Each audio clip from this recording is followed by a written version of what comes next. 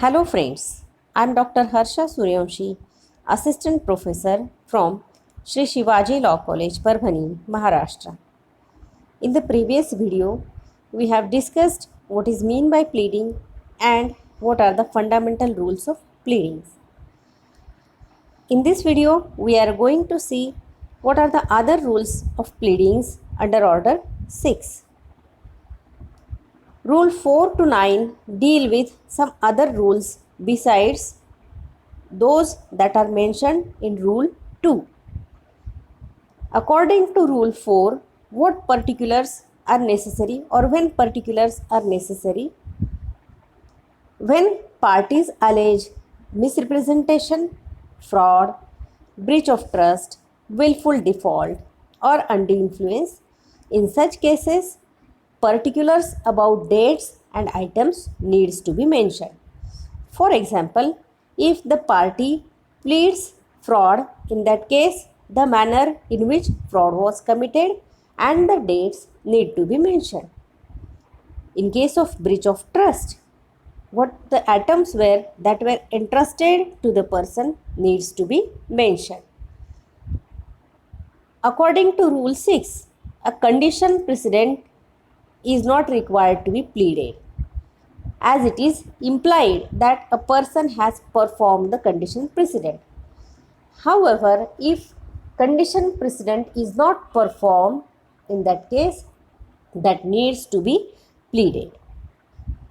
Rule 7 directs that there shall not be inconsistent pleadings. That means the parties shall not depart from previous pleadings.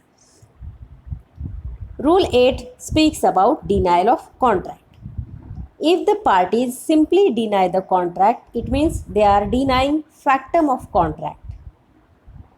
And the party is not denying legality, validity or enforceability of the contract.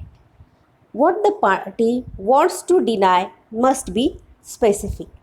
If the party is willing to deny the legality of the contract, in such case the party will have to specifically deny the legality.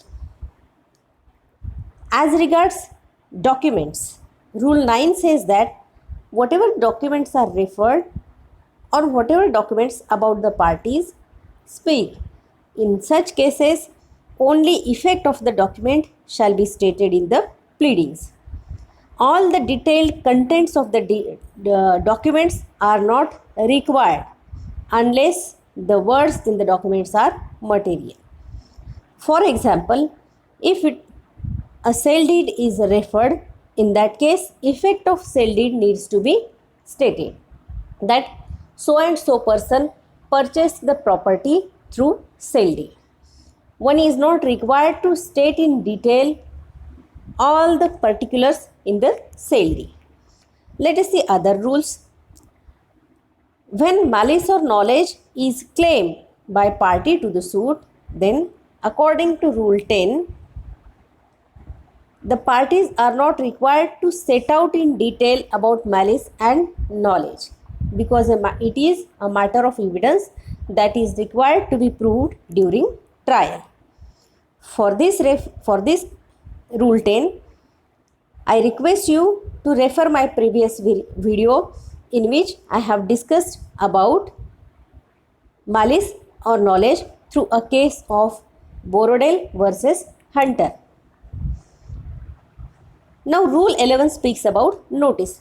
When it is necessary or it is mandatory to give a notice before institution of suit, in such cases it is necessary that notice was given in the pleadings.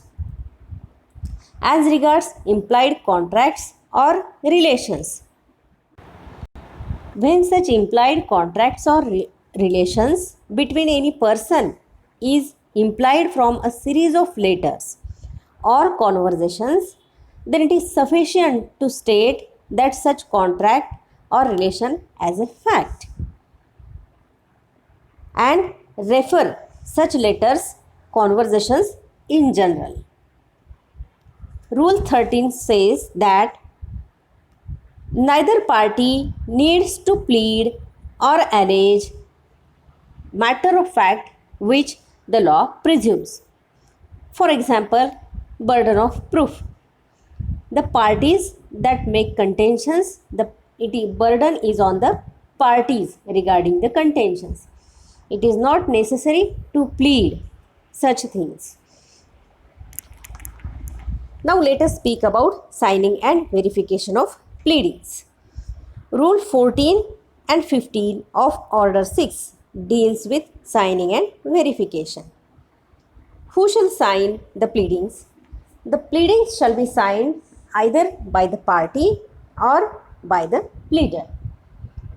What if the party is unable to sign?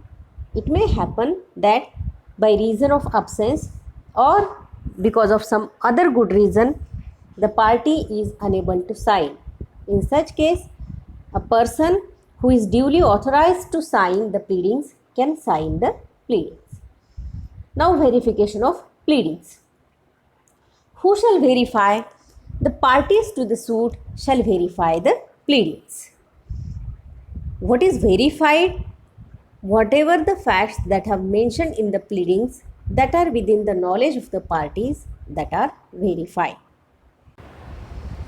By verification, the first person verifies the information that is within his own knowledge, and he also verifies the information he received and believed to be true.